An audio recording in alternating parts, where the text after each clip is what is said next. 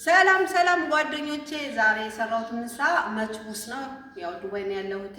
መችቡስ እንዴት ይሰራል? ለሀገራችንም ይጠቅማል። እዚህ ብቻ አይደለም፣ አንዳንዴ ሩዝ ስንበላ ብንሰራው ይጠቅመናል። ምንም ቀላል ነው። ሽንኩርት፣ ቃሪያ፣ ፍልፍል ቃሪያ የምንለው ይሄ በሮ እንትኑ ማለት ነው በእኛ ዶሮ፣ ቲማቲም፣ ቅመማ ቅመም አድርጋችሁ ማለት ነው። መጀመሪያ ሽንኩርቱን እናቁላለዋለን። ከዛ በኋላ ቲማቲም እናደርግበታለን። ከዛ በኋላ ቅመም እዩት፣ እንደዚህ ማለት ነው።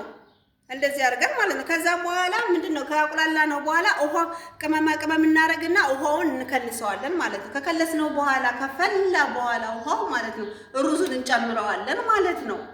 እና ቅመማ ቅመም ማለት አንድ ላይ የተከለሱ ማለት ነው። በእነሱ ቦዘር ይሉታል፣ በእኛ ደግሞ ቅመማ ቅመም ማለት ነው።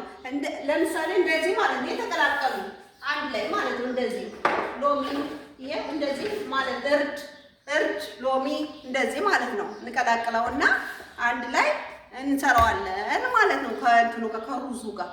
ከዛ ምንድነው የምናደርገው? እንዘጋውና ሙክክ ብሎ ሲበስል እናቀርበዋለን ማለት ነው። እንደዚህ በቃ ቀላል ነው። እንደዚህ አድርጋችሁ ብትበሉስ ኢትዮጵያ ሰርታችሁ ብትበሉም ቀላል ነው። ምንም ለአረባ ብቻ አይደለም የምንሰራው። ዶሮውን ደግሞ ሩዝ ውስጥ አድርገን ነው እንትን የምንለው ማለት ነው። እና ይሄን ይመስላል ውዶችዬ። ይሄው በጣም ነው የሚጣፍጥ፣ ለሰውነትም ቆንጆ ነው፣ ለሁሉም ቆንጆ ነው ማለት ነው። እና ሰርታችሁ ኢትዮጵያኖችም ብሉ፣ በጣም ያምራል።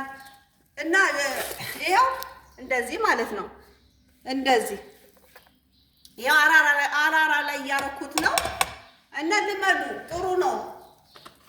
ስራ ለአረብ ሀገር ብቻ አይደለም። አሁን ኢትዮጵያ ላይም የተለያየ ምግብ ቤቶች፣ ሬስቶራንት፣ ትልልቅ ሆቴሎች ጋር ብትለምዱ ገቢ ይኖራቸዋል። እውነት ስንቶቻችንን ለአረብ ሀገር እድል እንትን ያላለ ሀገራችን ላይም እድል ይኖረናል። እና ስሩ። እንደዛ ነው የምላችሁ ውዶች። እና እንደዛ ነው የምላችሁ ውዶች። በተረፈ ደግሞ በሌላ ቪዲዮ እንገናኛለን። ጽጌረዳ ነን። ላይክ ሼር ኮፒ አድርጉኝ፣ አሳድጉልኝ ዩቲዩብን።